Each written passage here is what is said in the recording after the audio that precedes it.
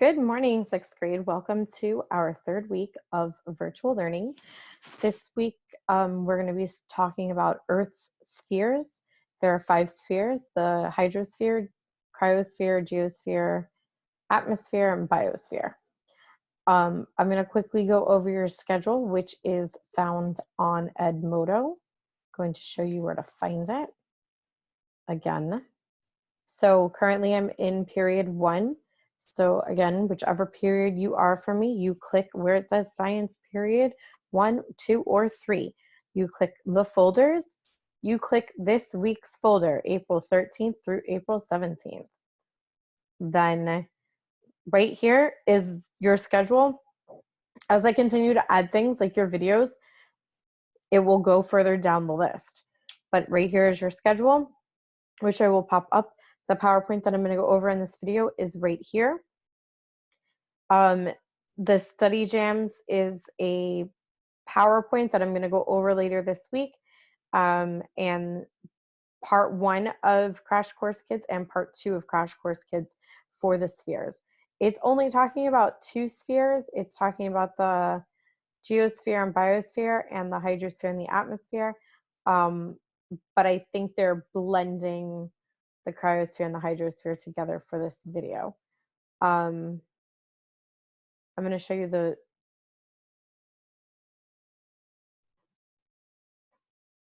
while this is coming up, it is also going to be posted on your page for tomorrow morning as a post. So this week, we're going to differentiate and show interactions among the geosphere, hydrosphere, cryosphere, atmosphere, and biosphere. The essential question is, what are the differences between the geosphere, hydrosphere, cryosphere, atmosphere, and biosphere? And the objective is for students, students will differentiate and or explain interactions among the geosphere, hydrosphere, cryosphere, atmosphere, and biosphere. So for today, for April 13th, you're going to complete the readiness test, which is an introduction to Earth systems on Pearson. And you're going to watch my instructional video, and then after you watch my instructional video, you're going to complete the assignment on Edmodo that says summarize my instructional video. This assignment is specific to Monday, so your answer needs to be specific to today, April 13th video.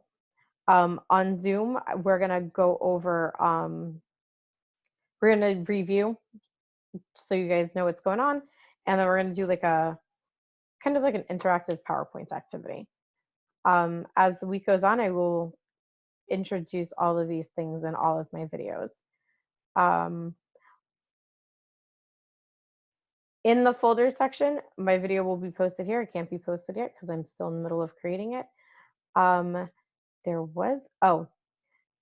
if you're lucky enough, I will figure out to make sure I get it posted on YouTube, and I will post the link on YouTube. I realize that I am not a cool YouTuber. I don't need to be a cool YouTuber. I just need to be your teacher, and I just need you guys to watch the videos. So I'm hoping that either finding them in the folders or seeing it on YouTube, it'll encourage you guys to watch it one way or another. So it's Caffeinated Sci Teacher, because you all know that I need my coffee, right? And there's a picture of me in the classroom from back in December. All right, so moving along, I'm going to hit stop share real quick to go back to share my PowerPoint. And okay, here's my PowerPoint. So Earth's 5 spheres. Earth's 5 spheres are interconnected and affect one another. So notice how it said interconnected, meaning that they all connect to each other and they all work together in like a circle. So this is a picture of the cryosphere, the hydrosphere, the atmosphere, the geosphere, and the biosphere. So starting with the geosphere, it includes non-living things such as soil, rocks, minerals that make up the land on Earth. Geo means ground. The geosphere includes all of the mountains on the surface of Earth, as well as all of the liquid rock in the mantle below us, and the minerals and metals of the outer and inner cores. The continents, the ocean floor, all of the rocks on the surface, and all of the sand in the deserts are all considered part of the geosphere. The atmosphere. The whole mass of air that surrounds Earth. Atmo means air. Atmosphere refers to all of the air that surrounds the Earth. There are 5 layers of Earth's atmosphere: the troposphere, stratosphere, mesosphere, thermosphere, and exosphere. So those are not, they're not important to know, but we won't refer to them again. You just need to know what the atmosphere is. Just as you need to know what the geosphere is, but talking about like the inner core of the Earth is further in detail about the geosphere. The hydrosphere. So the hydrosphere includes all of the water on Earth, such as rivers, lakes, oceans, and glaciers. Hydro means water. The hydrosphere includes all of the rivers, lakes, streams, oceans, groundwater, and moisture in the air, like rain and snow. The hydrosphere is found on the surface of Earth, but also extends down several miles below, as well as several miles up into the atmosphere. Most of waters, most of Earth's water, about 97%, is salty and in the oceans. 2/3 of the remaining, which is 3%, is frozen in glaciers and in polar ice caps. Only 1% of the hydrosphere is liquid fresh water, and even most of this exists as groundwater down in the soil. The biosphere includes living plants and animals in the many biomes on Earth. Bio means life. Earth's biosphere is composed of all of the living organisms on the planet. This includes all of the plants, animals, bacteria, fungi, and single-celled organisms found on Earth. Most of this life exists no deeper than about 10 feet into the ground, or about 600 feet above it. Organisms are often grouped into biomes, which are regional communities characterized by vegetation and climate, such as deserts, grasslands, and rainforests. So notice how it mentioned rainforests.